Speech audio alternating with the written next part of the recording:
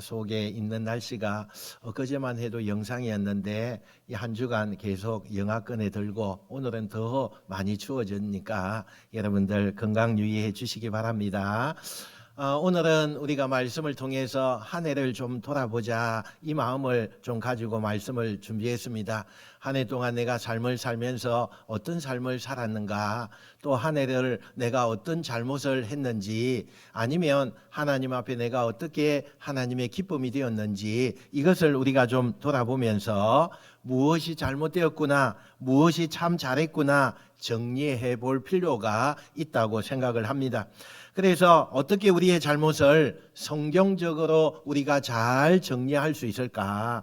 성경적으로 우리가 정리하고 난 다음에 또 새해를 맞이할 때 하나님이 그 정리한 것을 다 이제 해결하고 새로운 한 해를 맞이하면서 하나님이 부어주시는 축복의 그 말씀으로 시작할까? 그것을 가지고 오늘 사무엘하 24장에 나오는 다윗의 일화를 소개해 드리려고 합니다. 오늘 본문의 다윗은 대단히 안정된 왕권을 지금 가지고 구축했을 때의 일화의 이야기입니다. 하루는 다윗이 가장 아끼는 신복이 있죠. 아마 국방장관이었던 요압을 부릅니다. 그러면서 대뜸 이런 이야기를 하죠. 전국에 이스라엘의 인구수가 얼마나 되는지 한번 조사해 봐라, 이렇게 지시를 합니다. 우리가 얼핏 생각하면 왕이 당연히 그걸 알아야 되죠.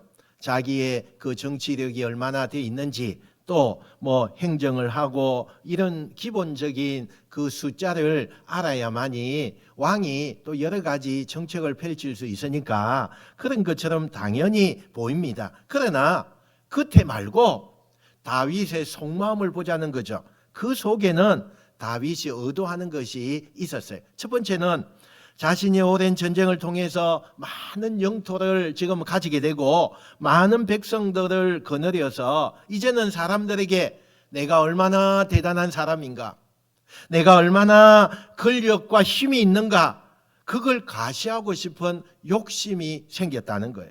또 하나는 정말로 내가 동원할 수 있는 군대가 얼마쯤 되는가, 그것을 확인해서 내가 필요하면 언제든지 다른 나라를 정복할 때에 그 군인들과 함께 정복하려고 하는 그런 생각을 가지고 인구조사를 시키고 있는 것입니다.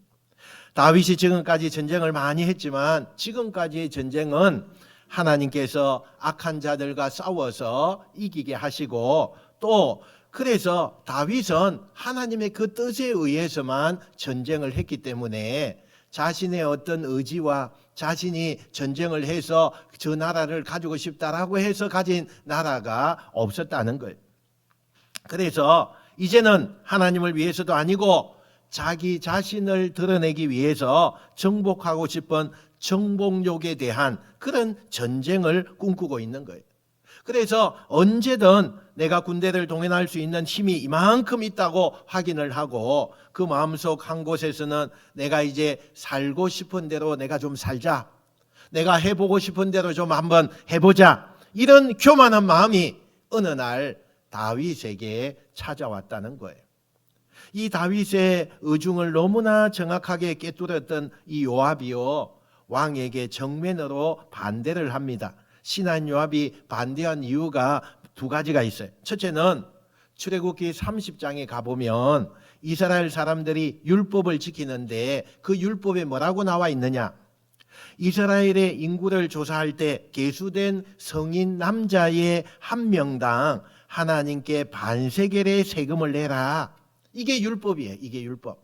인구를 조사해서 그 인구가 조사되었을 때에 성인 남자들이 몇 명인지 그 성인 남자의 개수대로 반세겔씩 그것을 세금을 내야 된다, 이것이죠. 이 반세겔은요, 일용직 노동자의 이틀치 월급이에요. 뭐 이 그 하나에 받는 돈이에요. 한 우리나라로 지금 따지면 20만 원, 뭐 20몇만 원 이 정도 된다는 거예요. 그러니까 요압은 이렇게 왕이 인구조사를 하면서 이 세금을 백성들에게 걷는 자체가 너무나 큰 부담이 될 것이다. 두 번째는 그동안 하나님께서 다윗 왕을 여기까지 참 아름답게 인도해 주셨는데, 그러면 다윗 왕의 남은 생애도 하나님께 맡기고 하나님께서 선하게 이끄시는 대로 그곳에 따라가기를 원하는데, 왜 왕이 자기의 위상과 업적을 갑자기 과시하려고 하는 걸까? 하나님보다 앞서고 하려고 하는 그 마음에 교만이 너무 많은 것이 아닌가, 이렇게 생각을 했다는 거예요. 그런 이유에서 요압은 반대를 합니다. 그런데 어떻게 신하가 왕을 이길 수가 있겠습니까? 다윗이 너무 완고하니까 요압은 설득하다가 안 돼서 할 수 없이 인구조사를 하게 됩니다. 요단강 저 동쪽에서부터 시작해서 북쪽에 아람과 또 시돈, 그리고 요단강 서쪽에는 쭉 전국을 조사하게 돼요. 우리 지도 한번 볼까요? 이 지도에 나오는 이 전 영역을요, 그 영토를 엄청나게 지금 확보했으니까 이걸 인구조사하려고 해보니까 약 10개월이 걸렸어요. 이 많은 영토를요, 인구조사하는데 10개월이 걸렸어요. 그리고 통계가 나왔는데요, 군인으로 동원할 수 있는 성인 남자의 숫자가 130만 명이 되고, 또 여자와 어린아이를 합치면 전체 인구가 500만 명이 되는 그런 인구의 조사가 나온 거예요. 그러니까 이제 엄청난 규모죠. 이 다윗이 이 보고를 듣고요, 너무나 만족감이 생기는 거예요. 야, 나한테 100만 대군에 하고도 30만 명의 군인이 더 있는 거 아닙니까?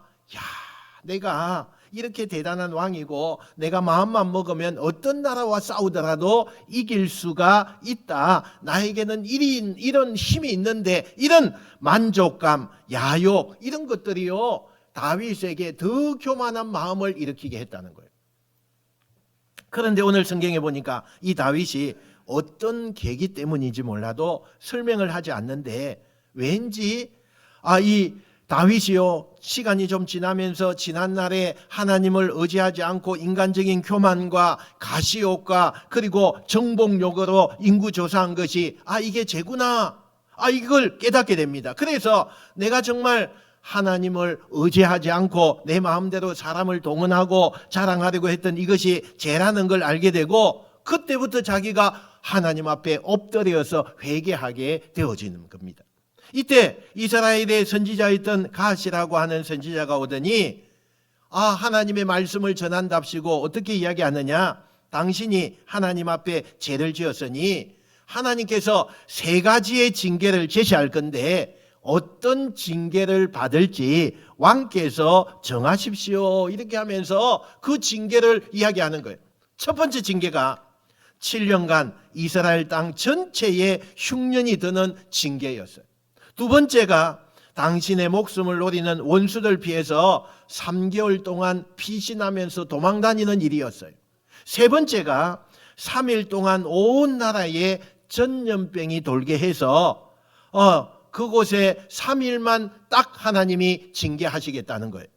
이 중에 왕이 하나를 선택하라는 거예요.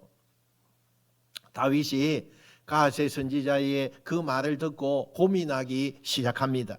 어떤 징계가 나을까 고민하다가 3일의 전염병을 선택하는 거예요.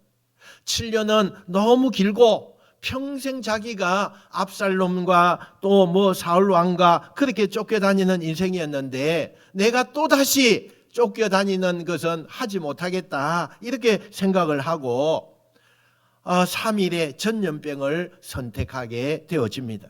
그리고 곧바로 이스라엘 땅에요, 하나님이 보낸 천사가 이스라엘 전역을 쭉 돌면서 전염병이 퍼지게 되었고, 딱 3일 동안 7만 명이 사망하는 대재앙이 일어나게 된 거예요. 여기서 다윗은요, 지난날에 자신의 잘못을 자기가 어떤 계기에서 깨닫고 하나님 앞에 회개하고 지금 징계를 받고 있는 거잖아요. 근데 가만히 우리가 생각해 보세요. 보통 사람이면은 이걸 많은 사람들에게 알릴 필요도 없고, 내가 이렇게 교만한 마음을 가졌고 하나님 앞에 죄를 범했는데, 하나님, 내가 이렇게 보니까 이걸 내가 깨달았습니다. 그때는 내가 너무나 잘못했습니다. 제가 앞으로는 그러지 않을게요. 이렇게 혼자 하나님 앞에 기도하고 마음으로 결심하고 그리고 내색을 안 해도 되잖아요. 그런데 다윗은 자신의 잘못을 자존심이 상하게 굳이 하나님 앞에 가지고 나와서 크게 외치면서 회개를 하는 거예요. 그리고 하나님이 주시는 징계를 아무 말 하지 않고 군말 없이 다 그것을 받아들이는 거예요. 왜 그랬을까요? 왜 다윗은 이렇게 많은 일을 행하게 했을까요? 그냥 혼자 하나님 앞에 하나님 제가 잘못했네요. 용서해 주세요. 안 그럴게요. 그리고 기도하고 하나님 앞에 엄밀하게 자신의 죄를 토해낼 수도 있는데 왜 공개적으로 가져 나온 데다가 하나님이 주시는 징계를 그렇게 다 받아들인 이유가 뭘까요? 여러분, 다윗에게는요, 하나님이 어떤 하나님이냐, 다윗에겐 하나님에 대한 이런 어떤 인식이 있었어요. 하나님은 지금까지 내 삶을 통해서 역사하시는 하나님은 나에게 무슨 일이 있어도 나를 죽이지 않고 살리시는 분이다. 이 확신을 가지고 있어요. 다윗은 어떤 상황 속에서 내가 정말 목숨이 위태로운 그런 상황 가운데서도 하나님은 나를 지켜주시고 나를 보호해 주시고 혼나게 나를 그렇게 하실 수는 있지만 나를 살리시는 분이다. 이 확신을 갖고 하나님을 대했다는 거예요. 다윗은 적어도요, 자기가 믿는 하나님이 그런 하나님인 것을 확신하고 있었다는 거예요. 여러분, 다윗이 내가 믿는 하나님은 어쨌든 간에 내가 잘못을 해도 나를 죽이지 않고 망하게 하지 않고 살리시는 하나님이야. 이렇게 다윗은 하나님을 신뢰하는 것이 정말 온 마음으로 신뢰했다는 거죠. 그 다윗이 확신하고 신뢰한 하나님은 정말 그런 분일까? 하나님이 어떤 분일까요? 오늘 본문 16절 말씀에 이렇게 증거합니다. 우리 나와 있는 대로 한번 읽어봅시다. 시작. 천사가 예루살렘을 향하여 그의 손을 들어 멸하려 하더니 여호와께서 천사에게 이르시되 족하다. 이제는 내 손을 거두라 하시니 아멘. 여러분, 이게 무슨 말이냐 하면 전염병이 지금 온 이스라엘에 돌고 있어요. 천사가 지역마다 다니면서 전염병을 일으키고 있는 거예요.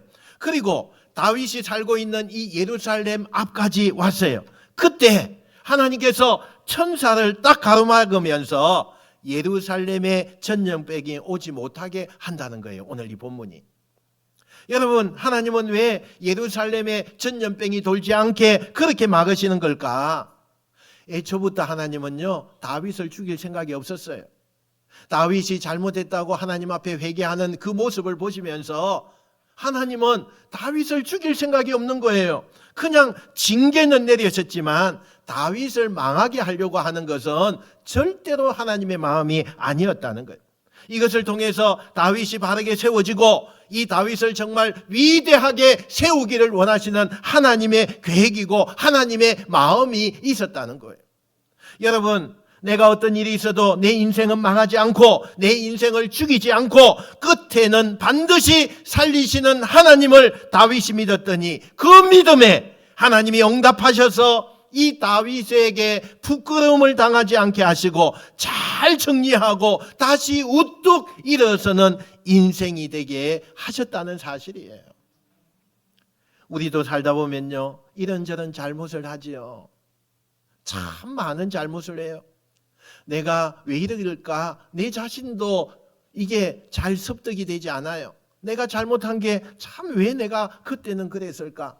우리는 때로는 내가 그런 거 이제 좀 잘 정리하고 새롭게 시작해 봐야지 이렇게 마음을 먹지만요, 뭘 어떻게 정리해야 될지 이 연말 가운데 하나님의 말씀을 통해서 목사님은 자꾸 정리하라고 하는데 어떻게 내가 이 정리해야 될까? 막막한 그런 일이 우리에게 있다는 거죠.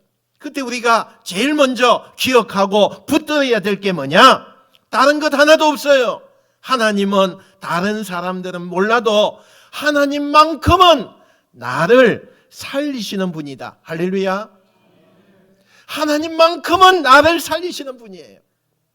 우리가 어떤 연약함이 있을 때요, 하나님은 절대로 우리를 죽이시지 않으세요. 우리 가정, 여러분의 자녀, 어떤 인생에 어떤 가오가 있을지라도 죽이지 않으시고 다시 일으켜 세우기 위해서 제대로 바로 서게 하기 위해서 그 가정을 주실 분이지 결국 하나님이 우리를 살리시는 분이다. 이 하나님으로부터 내가 영적으로 지지를 받고 있다는 이 사실을 기억하고 되새기고 붙드는 게 중요하다는 거예요. 왜냐하면 내가 하나님이 그런 분임을 신뢰할 때에 내 잘못을, 내가 연약해서 잘못한 것을 하나님 앞에 가지고 나갈 수 있거든요. 내가 이런 잘못, 내가 하나님 앞에 가질 수 있다는 것은 내가 가지고 나가면 하나님이 반드시 나를 살려주신다는 이 확신 때문에 하나님 앞에 내 잘못을 가지고 나오는 거예요. 이 영적인 지지감이 왜 중요하냐? 우리가 살다 보면요, 누군가로부터 넌 참 잘 될 거야, 난 너를 믿어, 다른 사람은 어떻게 생각하는지 몰라도 나는 너를 신뢰해, 이게요 가장 힘들 때, 내가 가장 연약할 때 그 말 한마디가 우리에게 필요한 거 아닙니까? 어떤 재물을 갖다 주는 것보다, 어떤 여러 가지 함께 취미를 하는 것보다, 여러분 그 말 한마디가요, 내가 너를 신뢰해, 내가 너를 믿어, 나는 너를 응원해, 이 한마디가 우리에게 필요한 거예요. 이게 얼마나 중요한지 몰라요. 우리 주변에요, 알코올, 마약, 도박, 이 중독으로 망가지는 사람들을 우리가 살펴보면 공통점이 있어요. 그 공통점이 뭐냐면 처음에는 가장 가까운 사람에게도요 말하지 않고 그렇게 시작을 한대요. 보통 이런 중독에 빠진 사람들은요, 내가 외롭고 힘들고 어려운 것을 누구도 모를 거라는 외로움에서부터 이런 일들이 시작되어진대요. 그리고 나중에는 중독이 되고 나면 내 망가진 모습을 누구도 받아주지 않을 거야, 그 생각을 해서 절망감에서 더 감춘다는 거예요. 그래서 중독을 연구하는 전문가들이 공통적으로 하는 얘기가 있습니다. 중독을 이기게 하려면 약물 치료보다 더 중요한 게 있다는 거예요. 그게 뭐냐? 그 사람을 지지해주는, 그 사람이 느끼기에 이 사람은 내 편이야 라고 할 수 있는 사람을 옆에 세워놓고 그리고 나서 약물 치료에 들어가면 그게 효과가 엄청나게 크대요.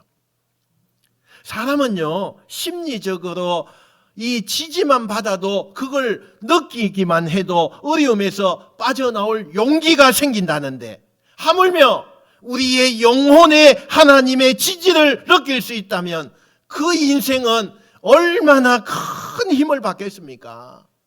사람에게나 생명체에게나 내가 그냥 사랑을 받고 있다는 느낌만 가져도 용기가 생긴다는데, 하나님께서 직접 내가 너를 믿고 내가 너를 신뢰하고 내가 너를 사랑하고 세상 끝날까지 너를 버리지 않을 것이고 내가 너를 공화와 같이 버려두지 않을 것이라는 하나님의 이 약속을 내가 받아들인다면, 이 영적인 지지감을 우리가 느낄 수가 있다면 그 인생이 어떻게 되겠습니까? 그는 어떤 어려움과 수령에도 큰 짐을 받을 수 있지 않겠습니까? 오늘 예배드리는 여러분에게 묻고 싶어요. 하나님이 언제나 당신을 도우실 것을 믿으십니까? 하나님께서 당신을 죽이지 않고 살리시는 그런 분이라는 것을 믿으십니까? 아멘. 그렇다면 우리는요, 그 어떤 문제가 우리에게 온다 할지라도 하나님 앞에 가지고 나와야지요. 하나님 앞에 가지고 나와야 되죠. 하나님의 그 영적 지지감을 붙들고 사람 앞에서가 아니라 하나님 앞에 솔직하게 고하고, 하나님이 붙들어 주실 때 우리의 과거 잘못된 것도요 다윗처럼 잘 정리할 줄로 믿습니다. 올 한 해에 우리가 지금 마무리하잖아요. 올 한 해를 돌아보면서 내가 무엇을 잘못했는가, 가정에서 또 부모로서 자녀에게, 서로 배우자에게, 또는 자식이 부모에게, 내가 또 다른 사람들에게 무엇을 잘못했고 내가 무엇이 그렇게 후회가 되는가, 이것들을요 우리가 정리할 필요가 있어요. 정리할 필요가 있어요. 그래서 마음의 짐이 벗어져야만 새로운 미래 2025년도가 우리에게 다시 시작되는 거 아닌가. 예루살렘을 치르던 천사가요, 제대로 하나님께서 멈추라 하니까 멈추었어요. 이때 이제 한숨을 돌렸어요. 천년병이 예루살렘에 딱 멈추었어요. 이때 선지자가요, 왕에게 이렇게 건의합니다. 얼른 아라우나의 타작마당에 가서 하나님 앞에 제단을 쌓으십시오. 전심으로 하나님 앞에 예배합시다. 이렇게 건의를 한 거예요. 그래서 다윗의 신하들과 함께 아라우나라고 하는 사람의 집에 가서 주인인 아라우나에게 용건을 말해요. 내가 이 타작마당에서 하나님 앞에 제단을 쌓아서 천년병을 그치게 하고 싶으니 이 땅을 나에게 팔아라. 이렇게 했어요. 왜 아라우나라고 하는 사람의 마당에 가서 제단을 쌓으려고 했느냐? 왜 그 사람의 그 집 앞 마당에 가가지고 그것을 하려고 했느냐? 여러분, 천사가요 쭉 천년병을 몰고 오다가 딱 멈춘 장소가 이 아라우나라고 하는 이 지금 제단을 쌓으려고 하는 이곳이라는 거예요. 그곳이 그 천년병이 딱 멈춰준 그 지역인 거예요. 하나님의 심판이 멈추고 긍휼과 자비가 임한 그 땅. 근데 여기가 어디냐면 이건 성서학자들이 연구해 본 것인데요. 이 아브라함의 독자 이삭을 바친 곳이 바로 이곳이래요. 그리고 나중에 솔로몬이 성전을 세운 곳이 바로 이곳이래요. 참 놀랍죠? 너무너무 놀라운 장소죠. 여러분과 저의 인생에요, 아라우나의 타작마당이 있게 되기를 주님의 이름으로 축원드립니다. 내가 삶이 공고하고 내 삶이 무너지고 정말 오랫동안에 오갈 데가 없을 때 정말 하나님을 만날 수 있는 하나님의 은혜가 임하고 하나님의 성전이 지어지고 하나님이 아브라함의 아들 이삭을 순종의 제물로 바쳤던 그 아라우나의 타작마당이 저의 가정에, 우리의 삶에, 우리가 있는 그 지역에 있게 되기를 주님의 이름으로 축원드립니다. 그것이 우리 부강교회가 되고 여러분이 예배하는 자리가 되시기를 주님의 이름으로 축원드립니다. 이 땅 주인인 아라우나가요, 왕이 오니까 그냥 신발도 신지 않고 뛰어나와서 뭐라고 그러느냐? 너무나 정말 영광으로 생각하면서, 왕이시여, 왕께서 이 누추한 곳까지 이렇게 오셨는데 이 땅을 쓰시겠다고 하니 저는 감사합니다. 얼마든지 그냥 드릴 테니까 다 쓰십시오. 이렇게 공손히 이 땅을 내놔요. 이때 다윗이 뭐라고 하느냐? 아니다. 정중하게 값을 주고 구입하겠다. 내가 하나님 앞에 제단을 쌓을 건데 대가 없이 하나님 앞에 제단을 쌓아서 제사 드릴 수가 없다. 그냥 내놓은 그 기부하는 것을 마다하고 다윗이요, 은 50세겔로 지금으로 따지면 한 2천만 원 정도 되는 돈을 주고 타작마당과 소를 삽니다. 그리고 거기에다 제단을 쌓고 번제와 화목제를 드려요. 그리고 이스라엘 땅에 천년병이 그치게 되어집니다. 오늘 우리가 성경을 마무리하면서 다윗이 한때 교만했던 그 순간에, 그런 우여곡절 끝에 지난날의 자신의 교만, 우월감, 전쟁욕에 대한 잘못된 것을 잘 정리하는 이야기가 오늘 이야기예요. 그런데 자신의 삶을 다시 정리하는 이 다윗의 이야기를 통해서 오늘 우리 그리스도인들이 꼭 살면서요, 절대 잊으면 안 되는 삶의 지혜가 이 속에 하나 있어요. 그게 뭐냐? 오늘 성경에 등장하는 다윗은 지금 이스라엘의 절대 권력을 가진 왕 아닙니까? 마음만 먹으면 아라우나의 땅 그거 내 거 차지하는 거 그거 얼마든지 강제로 뺏을 수 있는 힘이 있어요. 심지어는 아라우나는 왕에게 무상으로 드리겠다고 제안을 했어요. 그런데 다윗은 아라우나에게 오히려 정당한 값을 주고 지불하고 그리고는 쓰겠다고 말하지 않습니까? 여러분, 이 대목에서 우리는 뭘 주목해야 봐야 되느냐? 다윗의 태도가 완전히 달라졌다는 것을 주목해 보셔야 돼요. 인구조사를 할 때만 해도 다윗은요, 군림하는 왕이었어요. 이 모든 것을 내가 교만한 마음을 가지고 이제는 내가 이만큼 권력을 가지고 있고 힘을 가지고 있는 그런 존재다라는 것을 만방에 알리기를 원했어요.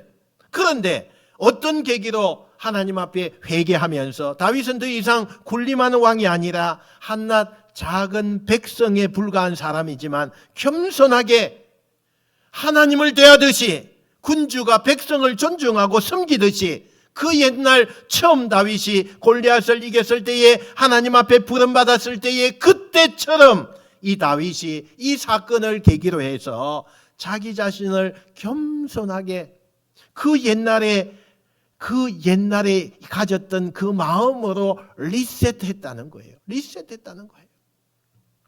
저는 오늘 성경에 다윗의 제단을 쌓고 제사를 드렸기 때문에 하나님께서 전염병을 거치게 했다. 그것이 아니라 다윗이 자기의 영혼과 인생 전체를 그 옛날처럼 순수한 마음을 가지고 처음처럼 겸손하게 다시 리셋하는 그 모습을 보여줬기 때문에, 다시 말하면 삶의 변화가 일어났기 때문에 그 모습을 보시고 하나님께서 재앙을, 징계를 끝내신 것이다, 이렇게 생각을 해요. 우리는 우리의 잘못이나 또는 잘못된 부분을 잘 정리하고 새로운 삶을 살아갈 근거를 만들어야 돼요. 이 연말을 통해서 우리는 내 자신을 한번 깊이 돌아볼 기회가 있어야 돼요. 여러분, 내 자신을 요즘은요, 한 주간 지나면서 한번 생각해 보세요. 그 첫 번째가요, 이 앞에서 말한 것처럼 사람들은 망할 사람 막 고소하다고 하고, 뭐 사람들은 상대의 약점을 잡아서 더 떠들고, 그게 사람 아닙니까? 그런데 우리는요, 사람에게 그럴 거 없어요. 하나님 앞에 가지고 나와서, 그리고 우리가 하나님 앞에 가지고 나와서 다 하나님 앞에 고하면 하나님이 그 모든 것을 다시 우리가 시작하게끔 만드신다는 것을 믿으시길 바랍니다. 우리가 하나님 앞에 무슨 일이 있어도 우리의 가정, 내 생애, 내 자녀, 내 인생을 망하지 않고 죽이시는 분이 아니라 어떤 가정을 통해서라도 나를 살리시고 우리 가정을 살리시고 우리가 잘되게 하신다는 그 지지감이 있어야 하나님 앞에 내 잘못을 가지고 나올 수 있지 않겠어요? 하나님을 신뢰하는 이것이 얼마나 중요한지 몰라요. 그러므로 우리가 내가 잘못했습니다 라고 끝내는 것이 아니라 다윗처럼 후속 조치가 되어야만 우리의 인생은요, 다시 시작하는 거고 다시 하나님 앞에 열정을 가지고 겸손한 마음으로 나아간다는 이 사실을 믿으시는 여러분 되시길 축원합니다. 정말 우리 주변에 보면 큰 죽음의 어떤 병으로 말미암아서 하나님 앞에 매달리고 또 매달려서 큰 짐을 받는 사람들을 우리가 보게 됩니다. 그런 분들 보면요, 인생관이 완전히 달라 있는 모습을 보게 돼요. 또 사업이 쫄딱 망하고 가정에 위기가 오고 자녀들에게 어떤 큰 어려움들을 경험하면서 그 사건을 통해서 내가 완전히 인생관이 바뀌고 사람이 완전히 바뀌어 있는 그 놀라운 계기가 있잖아요. 이게 뭐예요? 그 사람의 인생의 후속 조치가 됐다는 거예요. 이게 중요해요. 후속 조치가 된다는 게 중요한 거예요. 잘못을 인지하고 회개했다고 잘못을 회개하고 용서받은 것으로 끝나는 것이 아니라 그 잘못 때문에 하나님의 사랑으로 내가 용서받은 것 때문에 내 삶이 변화되는 것, 그것이 중요해요. 그것이 중요한 거예요. 여러분, 많은 성도들이 하나님 앞에 내 잘못을 고백하는 것으로 끝나는 그런 성도들이 많아요. 그런데 하나님이 기대하는 것은 그것을 하나님이 받으시지만 우리의 말과 우리의 행동과 우리의 생각이요, 하나님 앞에 겸손하게 거룩한 사람으로 다시 리셋되는 것, 이것을 하나님은 얼마나 원하고 있는지 몰라요. 그 겸손이 있을 때 우리의 잘못이 비로소 정리가 되는 거고 그 후속 조치가 돼야만 우리의 지난 날이 정리가 잘 된다는 거예요. 저도 이 설교를 준비하면서 지난 1년을 한번 돌아봤어요. 참 하나님의 은혜더라고요. 제 자신을 봐도 연약하고 부족한데 하나님의 눈으로 봤을 때는 얼마나 부족한 것이 많았을까요?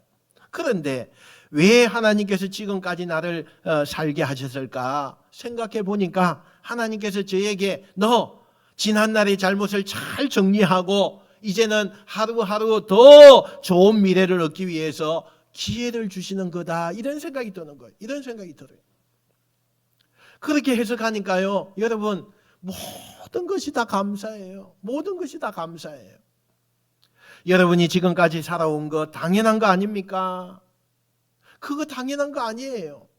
하나님이 우리를 용납하시고 기회를 주시니까 우리가 그 자리에 있다는 사실이에요. 그래서 우리는 어떻든 간에 지금까지 이 연말까지 살아온 것이 하나님의 은혜이고, 이 한 해를 돌아보면서 잘된 것도 있고 안 된 것도 있지만, 그래도 우리는 그 하나님이 나 같은 사람을 여기까지 오게 하셨으니 그것을 돌아보며 감사하고, 어떻게 하든지 올 한 해가 가기 전에 우리의 잘못을 정리하고 그 정리는 하나님께 가져와서 고백하셔야 된다는 거예요. 여러분, 다윗처럼 하나님 앞에 가지고 나와서 고백하고, 내 하나님이 내 인생을 이렇게 이끄시던 내가 이제부터 다윗처럼 다시 처음부터 첫사랑으로, 첫 은혜로, 겸손함으로 내 삶을 리셋하는 여러분 되시길 축원합니다. 그러면 하나님께서 그 리셋해서 모든 것이 다 이제는 정리가 되고, 하나님이 주시는 은혜가 2025년 1월 1일부터 그 하나님이 주시는 은혜로 채워질 때, 우리가 지난날의 허물과 잘못이 잘 정리되었고 또 아름다운 미래를 보장받는 하나님의 축복된 사람들이 되고, 그런 가정이 되고, 그런 자녀들이 되고, 그런 일터가 다 되시기를 주님의 이름으로 축원드립니다. 축원드립니다. 기도하겠습니다. 하나님 아버지, 은혜